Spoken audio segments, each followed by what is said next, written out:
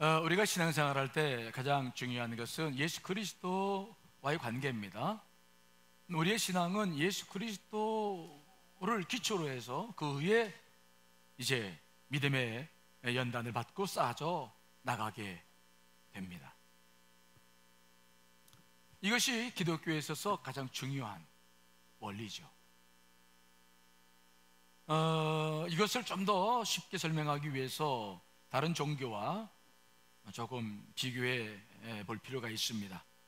사실 다른 종교에 비교한다는 것이 이렇게 바람직한 것은 아닙니다만은 우리가 가지고 있는 신앙의 특성을 확인하기 위해서 그 일들이 조금 필요합니다. 자, 먼저 유교를 생각해 봅니다.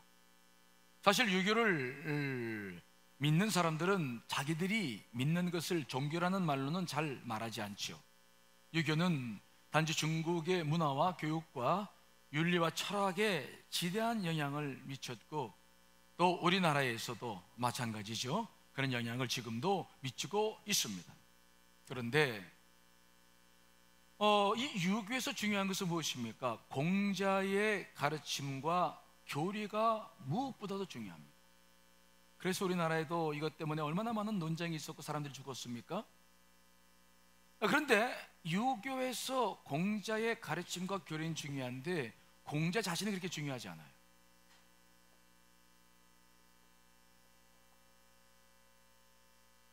물론 유교가 공자와 관계가 없다는 말이 아니라 공자는 뛰어난 사람이고 훌륭한 사람입니다마는, 그러나 유교의 신봉자가 되기 위해서는 공자의 교리를 이해해야지 공자를 이해할 필요는 별로 없습니다.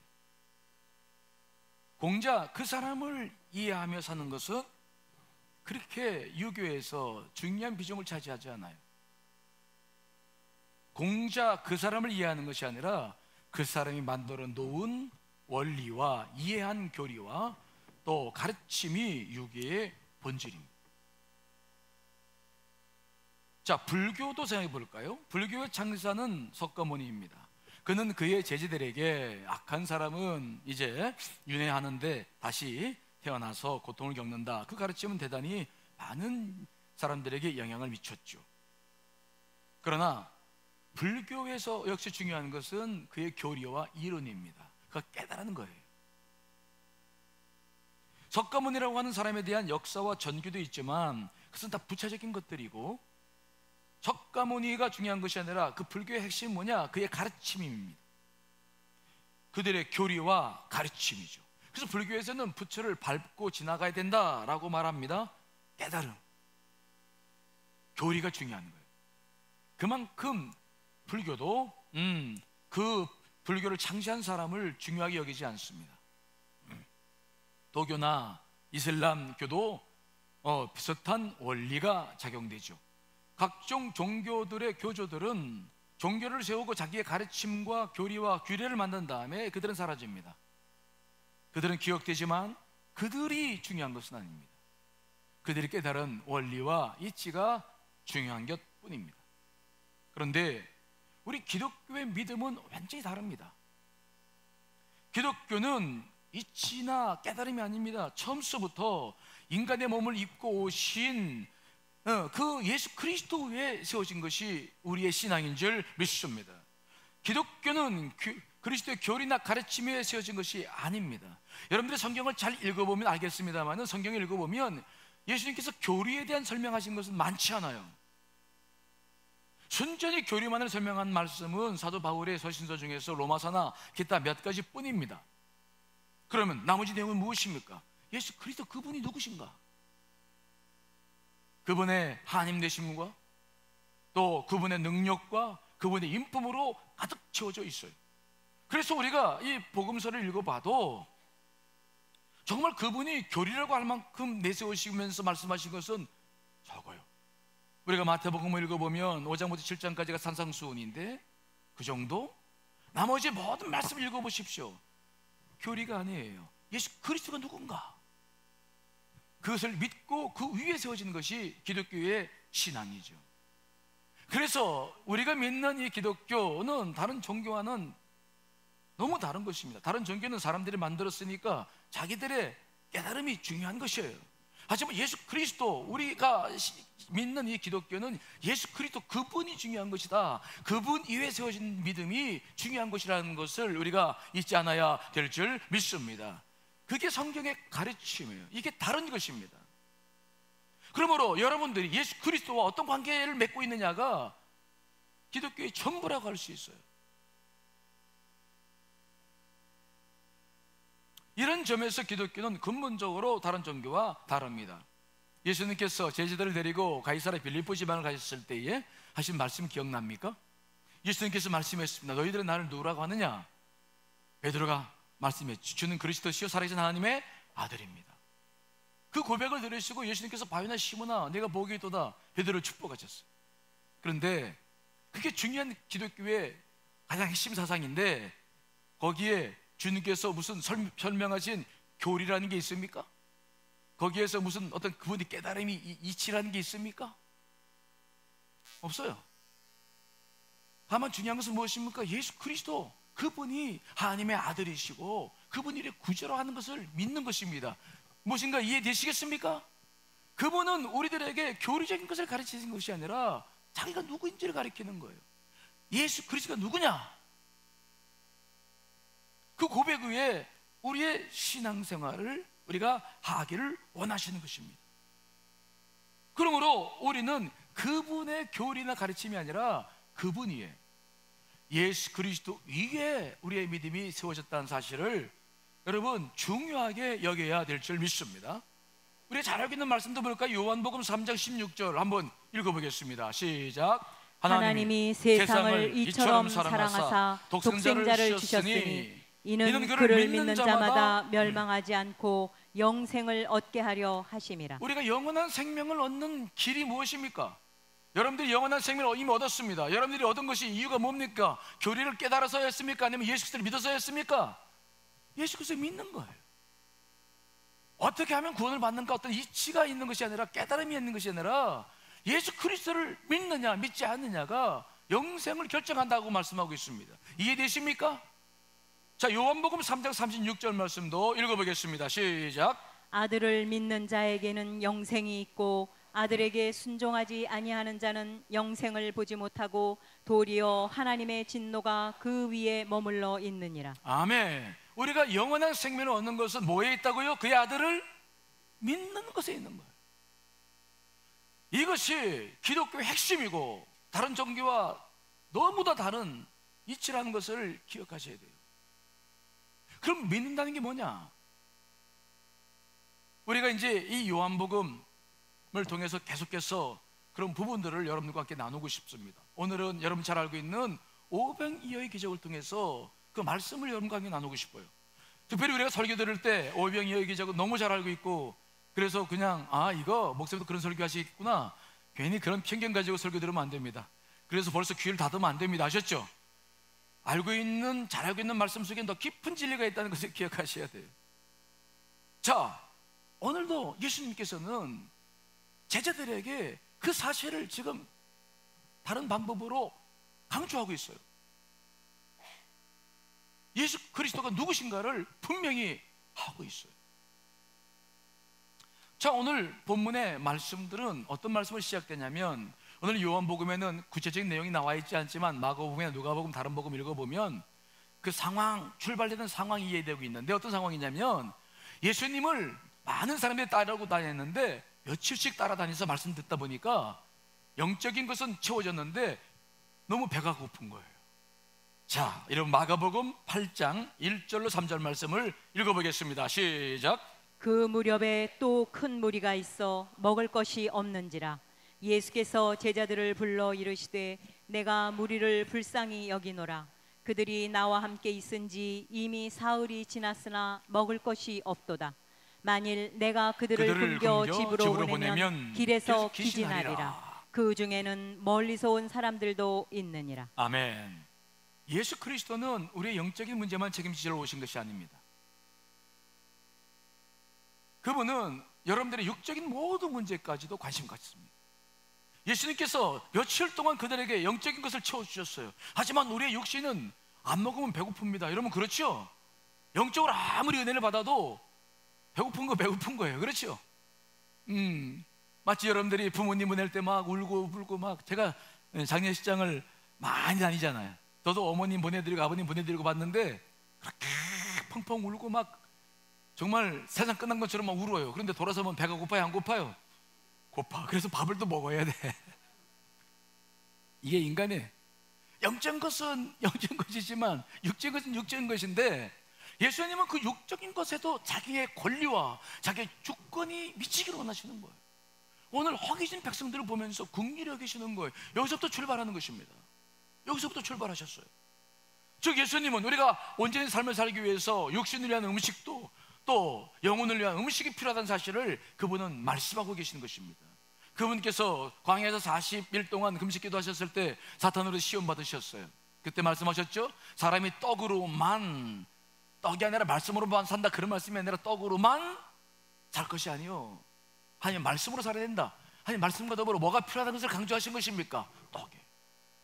그래서 우리가 믿음 생활할 때 예수 그리스도 기초 위에 우리가 신앙을 쌓는다고 했을 때 절대 이것이 영적인 것으로만이라고 오해하면 안 됩니다.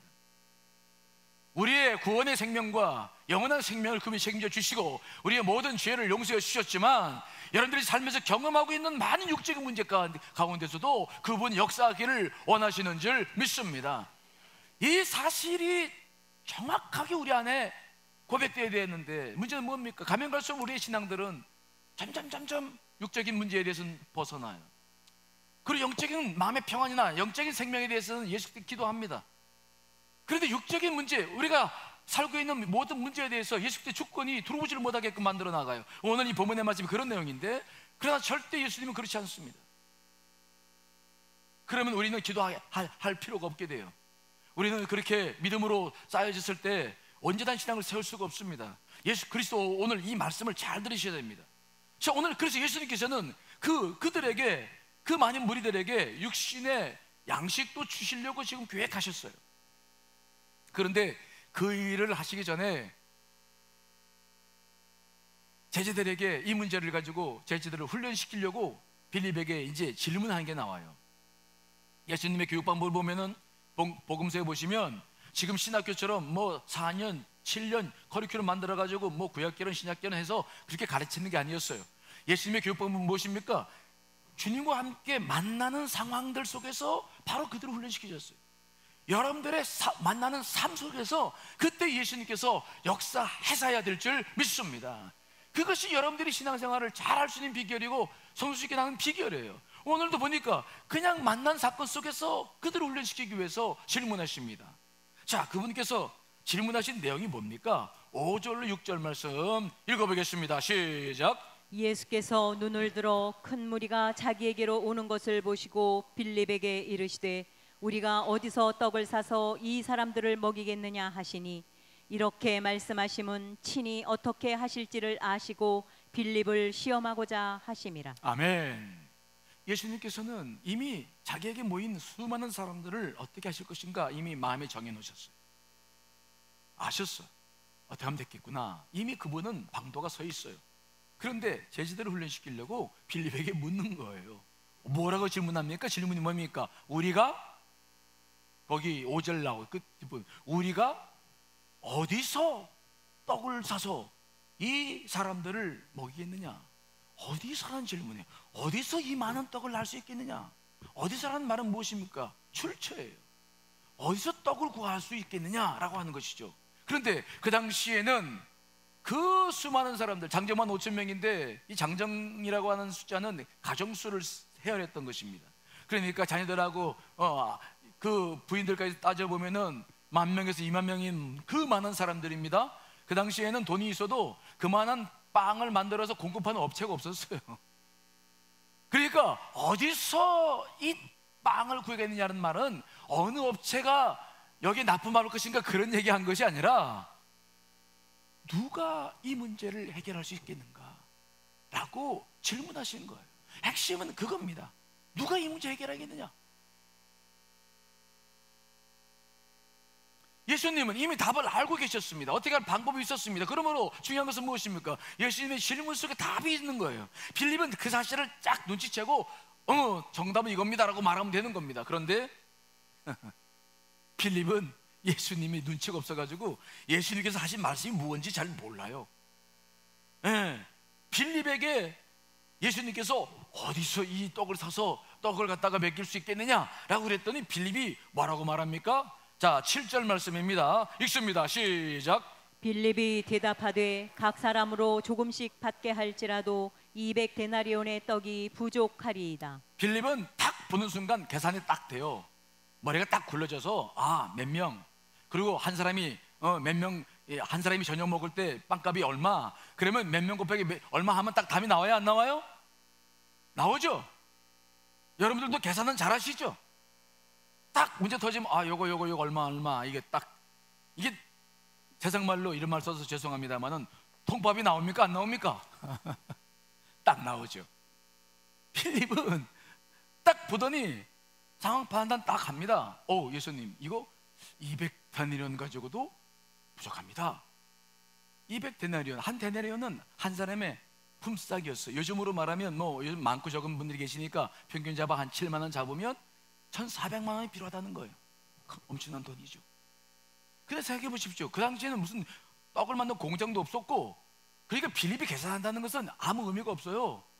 돈이 있어도 구할 수가 없어. 결국은 빌립이 한 일은 뭐냐면 자기 방식을 가지고 예수님께서 하시려고 하신 의도를 반대하는 거예요. 예수님 이 사람들 공급 못합니다. 예수님, 우리가 이거 할 수 없어요. 예수님, 우리가 무슨 돈이 있습니까?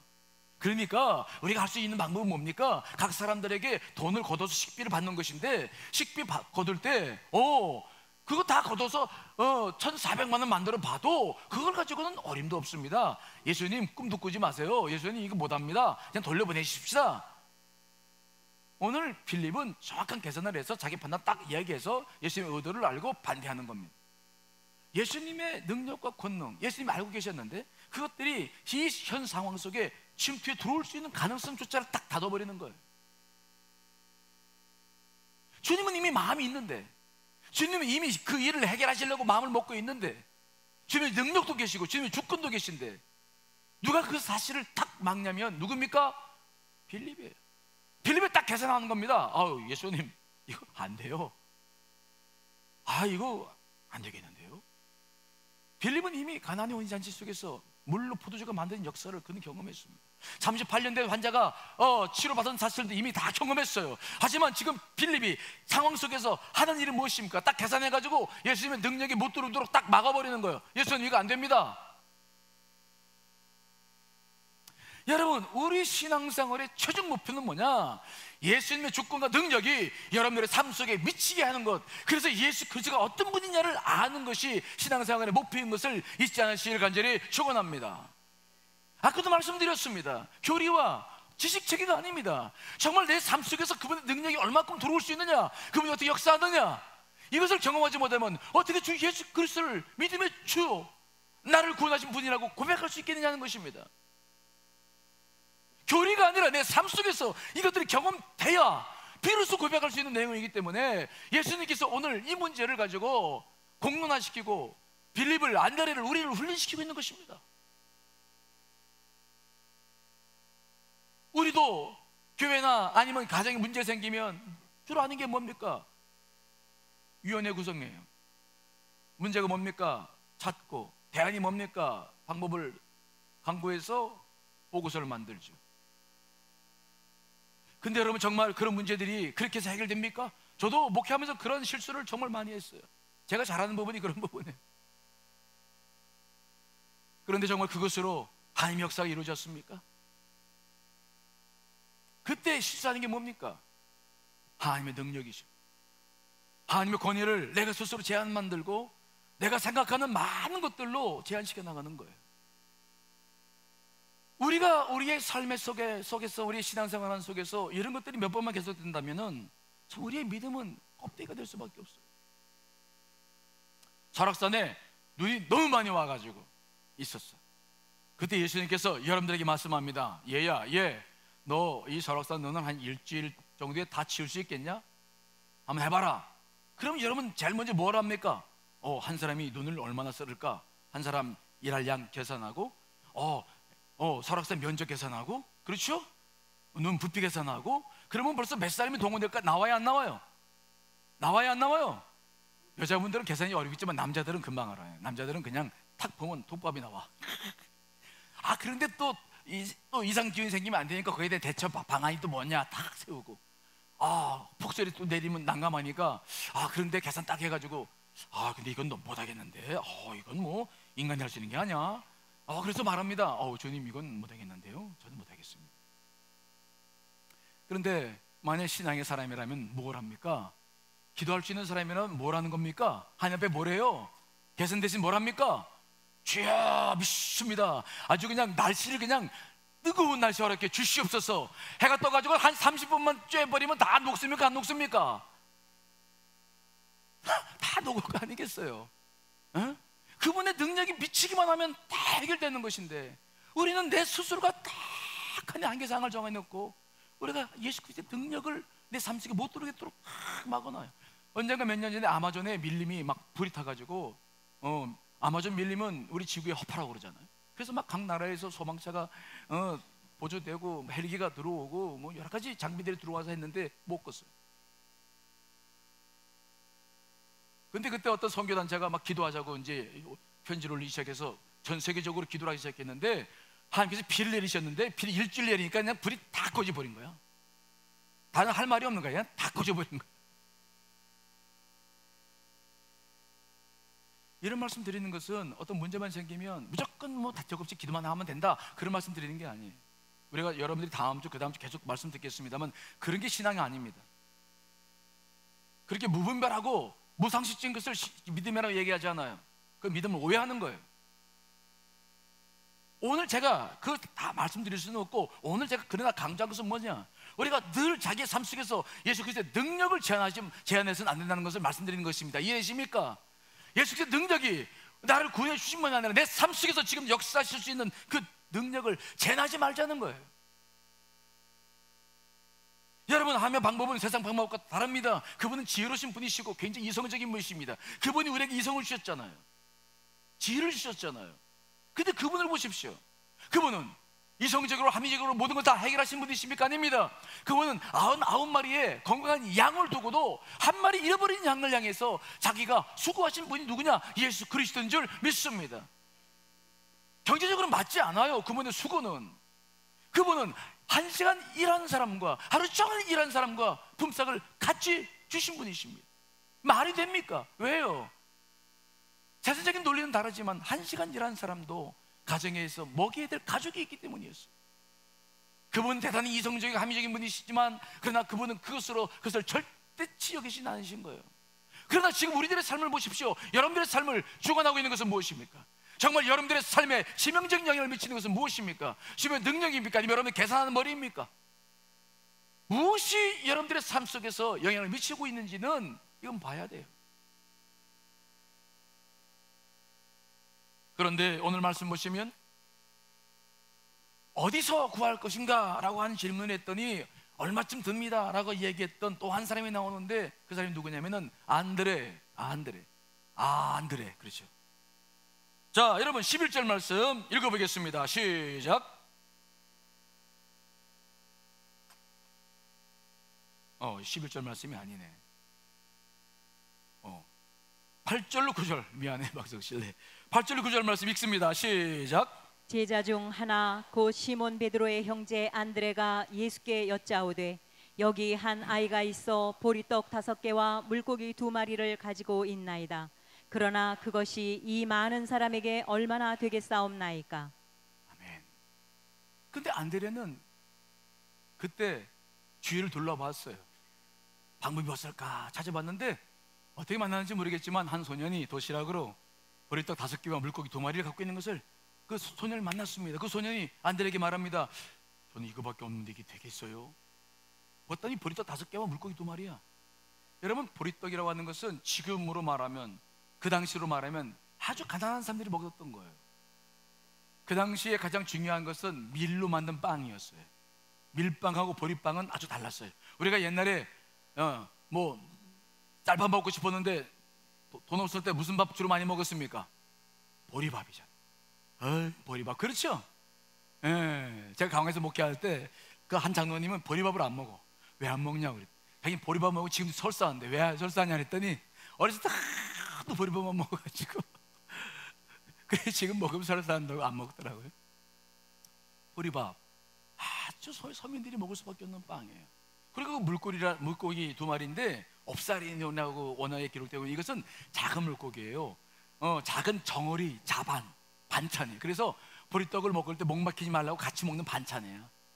그거를 싸가지고 왔는데 그걸 가지고 그 손을 붙잡고 예수님께 온 거예요. 그래서 뭐라고 말합니까? 가지고는 오긴 왔어. 사실 빌립보다는 믿음이 좋은 거지. 그리고 가지고 왔는데 예수님께 말씀드리는 게 뭡니까? 예수님 이거 가지고는 왔는데 이게 얼마나 되겠습니까? 이 많은 사람들 이게 얼마나 되겠습니까? 가지고는 왔어. 믿음으로 출발했어. 그럼 믿음으로 끝을 내야 되는데 끝이 자기가 여전히 정해놓은 게 기준이 있어. 이거 가지고 예수 그리스도 능력이 들어오기 전에 이미 내가 정해놓은 기준이야. 이거 가지고 여러분 우리가 신앙생활을 할 때 참 이런 것들이 우리들 가운데 얼마나 많은 영적으로 어려움을 준지 아십니까? 내가 판단해 이거 가지고 주님의 능력이 미쳐야 되는데 이것이 들어올 수 없도록 팍하니 먼저 막는 거 이거 가지고 제가 이 말씀만 들어보면 여러 가지 간증이 많은데 제가 미국에서 목회할 때였어요. 공부를 하러 갔는데 한 1년쯤 지났는데 어느 교회에서 설교를 하라고 그래요. LA 한인타운에 있었는데 그래서 가봤더니 삼각교회 교인들 한 30명 모여있더라고. 설교를 하고 돌아왔는데 설교를 듣더니 그 교인들이 자기 담임 목사를 요즘 뽑는 설교를 듣고 있다. 근데 목사님이 저희 교회 담임 목사님으로 해달라고. 근데 사실 유학생들이 그렇게 교회 맞는 게 거의 없어요. 근데 저희가 주신 큰 은혜였죠. 그래서 저는 굉장히 어렵고 하나님이 나를 이렇게 인도하시는구나. 그래서 이제 목회하면서 공부를 했는데 그 교회가 한 2년 목회하다 보니까 열심히 하다 보니까 교회까지 부흥돼가지고 상가 건물이 도무지 수용이 안 돼. 그래서 옮겨야 됐어요. 옮기는데 그때 돈으로 한 30만 불 정도가 필요했는데 이게 미국에서는 큰 돈이거든요. 기획회를 했어요. 근데 장로님하고 그 기획위원들이 우리는 가야 되지 않겠냐 그랬더니 그분들이 그런 말씀하시는 거예요. 목사님 미국 생활 하신 지 얼마 안 돼서 모르시는데 우리 미국 사람들 돈 없습니다. 왜 돈 없냐? 싸우는 게 없는데 왜 그러냐 그랬더니 거긴 주급받거든요. 한 주 받아서 집세 내고 한 주 받아서 보험료나 다른 거 내고 한 주 받아서 신유품 사고 한 주 받아서 어디 여행 다니고 우린 모아놓지 않습니다. 정말 그래요. 지금 우리 한국도 지금 그런 시스템을 밟아 나가잖아요. 모아놓지를 못해요. 모아놓을 돈이 없어. 정말 그렇더라고요. 미국 사회 구조가 그래요. 우리나라도 지금 계속 그런 구조로 바뀌고 있죠. 그런데 옮기는 가야 되겠고 그래서 제가 그랬죠. 아니 하나님이 계시니까 한번 해봅시다. 그랬더니 기획회를 계속 주체를 살찌를 했는데도 목사님 안 됩니다. 계속 그러는 거예요. 근데 마지막 회의를 하는데 유양옥 권사님이라고 지금도 생각나요. 흰머리에 70이 넘으신 분인데 그 미국에서 월페어 받고 사시는 분이신데 그분이 쓱 들으시더니 우리가 기획안이 모였는데 거기다가 통장 하나를 이렇게 내놓고 나가요. 뭐냐고 그랬더니 제가 가진 거 전부입니다. 얼마 안 됩니다. 죄송합니다. 그러고는 나가는 거예요. 제가 그분의 삶을 잘 알죠. 정말 어렵게 사시는 분이에요. 월페어 그때 한 600불씩 나왔는데 그거 참 어려운 삶이거든요. 그런데 그분 통장 보니까 그때 한 8,000불 우리나라 돈 한 800만 원, 700만 원 정도가 들어있어요. 그분이 모은 전부예요. 사실 우리가 써야 될 돈에 비하면 아무것도 아니야. 그런데 그걸 탁 내밀고 가는데 순간 저도 그냥 말도 못했어요. 그분을 잘 아니까 그 장로님들 교인들도 그분의 삶을 잘 아니까 말도 못해요. 다들 갑자기 침묵이 쫙 흐르는 거예요. 침묵. 그러더니 거기에 선임 장로님께서 사태 파악을 이렇게 하시더니 그분은 자기 사업을 하고 있는 분이었는데 그분이 마침내 입을 열어. 목사님 시작합시다. 그거예요. 참 얼마나 저도 감동이 됐는지. 그렇게 시작했는데 정말 넘치도록 어디서 나왔는지 몰라요. 교회들 생활 보면. 그런데 어디서 부어주신지 모르겠는데 넉넉하게 주셔가서 교회 단독 건물을 이전시키고 그 모든 일을 잘했던 경험을 지금도 생생히 갖고 있어요. 내가 규정해 놓은 범위 이것 가지고 아니에요. 주님께서 역사 시작하니까 놀라운 역사가 그분의 능력이 이루어지기 시작하는 거예요. 거기에 간증을 하려다 보면 제가 한이 없습니다만은 오늘도 보십시오. 예수님께서 그 안드레 고백을 들은 다음에 어떻게 했습니까? 자, 여러분 11절 말씀이죠. 11절 읽습니다. 시작. 예수께서 떡을 가져 축사하신 후에 앉아있는 자들에게 나눠주시고 물고기도 그렇게 그들의 원대로 주시니라. 그러나 예수님은 안드레가 갖다 주는 그것을 소중하게 받으셨어요. 언제든지 예수님의 역사는 늘 있는 것에서 출발해요. 이게 중요한 원리예요. 하늘부터 뚝 떨어지는 게 아니라 있는 것에서 출발해요. 사르밧 과부처럼 동일한 원리가 여기도 있어요. 주님께서 그것을 마시면서 축사했다는 것은 바로 뭐냐면 감사기도를 드리셨다는 거예요. 그런 다음에 그 많은 군중들에게 떡을 나눠주는데 떡이 끊이지 않는 거예요. 물고기를 나눠주는데 물고기가 끊이지 않는 것입니다. 여러분, 그 떡과 물고기를 누가 나눠줍니까? 예수님이 나눠줬을까요? 제자들이 나눠줬을까요? 제자들이. 그 계산을 앞세웠던 빌립이 떡을 나눠주면서 이거 어떻게 된 거야? 그러면서도 떡을 나눠주면서 이게 어떻게 된 일인가? 물고기를 나눠줍니다. 이게 도대체 무슨 일이냐 이게. 안드레도 어떻게 되겠습니까? 이렇게 안드레도 나눠주면서 이게 도대체 무슨 일이야? 어떻게 이런 일이 가능하지? 야, 근데 이게 현실 아니야? 이게 현실이구나. 이게 하나님의 능력이구나. 예수 그리스도의 권능이시구나. 그들이 도대체 무슨 말을 했겠습니까? 여러분, 우리들의 삶 가운데서 우리가 예수 그리스도의 권능을 막지만 않으면 지금도 동일한 역사가 이루어진다는 사실을 믿으시기를 간절히 축원합니다. 주님은 그 모습을 보고 싶으신 거예요. 그 모습을 여러분들의 가정 속에 일어날 그런 놀라운 일들을 그분이 보고 싶으신 거예요. 여러분들의 입에서 정말 주 예수 그리스도에 대한 고백을 듣고 싶으신 것이죠. 그래도 우리가 스스로가 다 막아. 내가 먼저 계산해서 막아버리고, 내가 부족한 믿음으로 막아버리고, 그분의 능력이 아니라 이제 내 힘으로 살려고 하는 거예요. 그러니까 우리는 뭘 안 해도 됩니까? 기도 안 해도 돼. 기도 안 해도 잘 살 수 있어. 우리는 주 앞에 나와서 부르시지 않아도 다 잘 살 수 있어. 왜? 내 힘으로 살아가니까. 그러나 그건 신앙이 아니에요. 주님께서 원하시는 게 아니에요. 그 일이 있고 난 다음에 예수님께서 하신 일이 뭡니까? 남는 거 다 거두라는 거예요. 자, 여러분 12절 13절 말씀 읽어보겠습니다. 시작. 그들이 배부른 후에 예수께서 제자들에게 이르시되 남은 조각을 거두고 버리는 것이 없게 하라 하시므로 이에 거두니 보리떡 5개로 먹고 남은 조각이 12바구니에 찼더라. 왜 그걸 거뒀을까요? 음식이 소중하니까, 하나님의 능력으로 나온 거니까, 소중하니까 다 거두라 하는 말씀도 있었겠지만, 예수님에게는 굉장히 중요한 이치가 있습니다. 우리가 다음에 설교를 더 들을 수 있다면 좋겠는데, 이 다음 내용들을, 거기에는 무슨 이유가 있었습니까? 빌립과 안드레와 제자들을 향해서 주신 메시지예요.